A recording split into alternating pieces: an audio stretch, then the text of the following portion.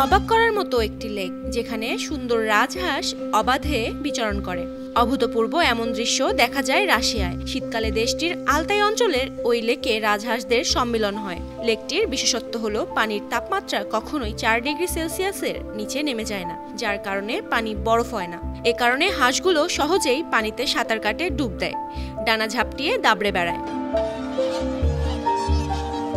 স্থানীয় একজন সাংবাদিক রেঞ্জার অ্যালেক্সেই সোলাদাতভ বলেন, অক্টোবরের মাঝামাঝি থেকে নভেম্বরের প্রথম দিকে সাইবেরিয়া থেকে হাঁসগুলো ওই লেকে যাওয়া শুরু করে। মার্চের মাঝামাঝি পর্যন্ত সেখানে থাকে, তারপর উত্তর রাশিয়ার দিকে চলে যায়। শুধু হাঁসের জন্যই নয়, সোয়ান লেক পর্যটকদের কাছেও এক মনোমুগ্ধকর জায়গা।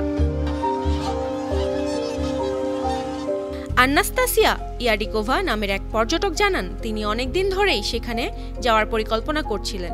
শেষ পর্যন্ত সেখানে যেতে পেরে অসাধারণ অভিজ্ঞতার সম্মুখীন হয়েছে।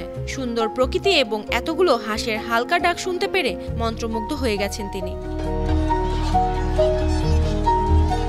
অর্নিথোলজিস্টরা জানিয়েছেন, সোয়ান লেকে প্রায় 1169টি হুপার হাঁস সহ 3টি মিউট হংস এবং বিভিন্ন প্রজাতির হংস দেখা যায়।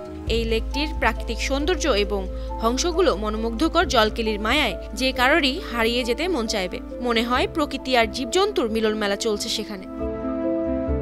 আন্তর্জাতিক ডেস্ক, 52 টিভি।